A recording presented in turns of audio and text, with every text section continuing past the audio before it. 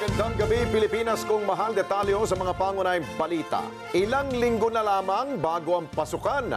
Nananatiling mura at wala rin pong paggalaw sa presyuhan pero matumal ang bentahan po ng mga school supplies sa Divisoria sa lungsod ng Maynila. Pero meron namang ilang mamimili raw, Alex, na inagahan na ang pamimili ng school supplies para hindi na makasabay dun sa dami ng tao na nanggagaling pa sa malalayong lugar. Tama yan. Nakatakda namang naglabas na rin po ang Department of Trade and Industry o DTI ng price guide para makatulong sa pagbili ng mga gamit sa eskwela. Kunin natin ang report ni Erlo Bringas.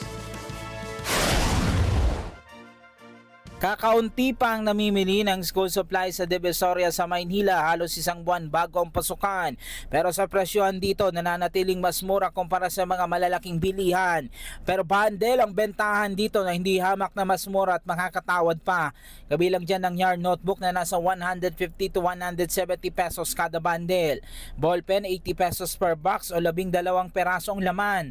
Lapis 80 pesos per box o 12 perasong laman. Elementary pad paper na nasa 150 pesos kada ream.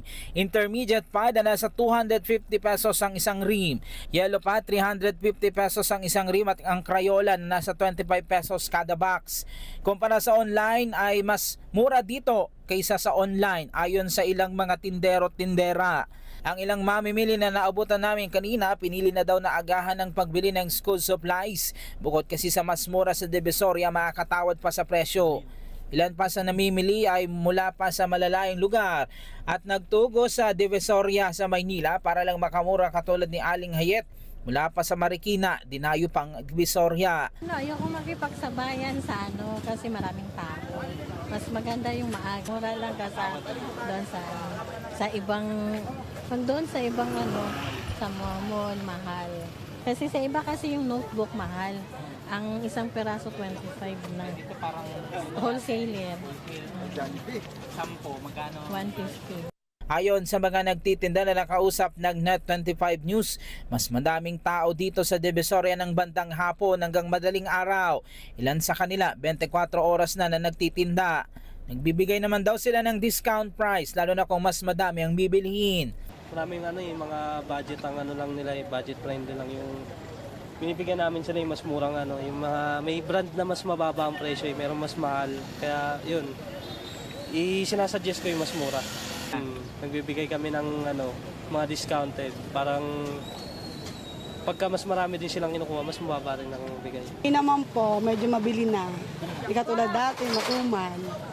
Nakakaraw sa araw-araw. Nagbibigay naman kayo ng discount, halimbawa tumawad yung bumili, maraming bibili. Opo, may discount po sila.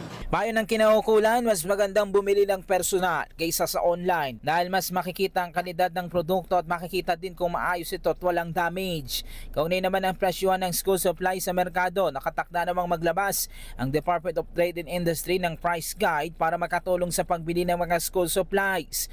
Kasama sa price guide ang mga partikular na tatak ng mga notebook, pad paper, lapis, ballpen, Crayola, pambura, sharpener at ruler.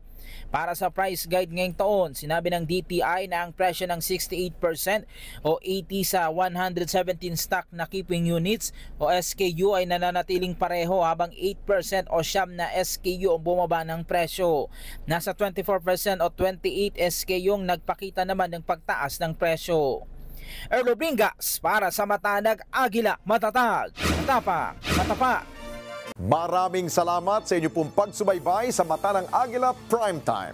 Para malaman ang matatag, matapang at matapat na mga balita, i-follow lamang at mag-subscribe sa @Net25 TV.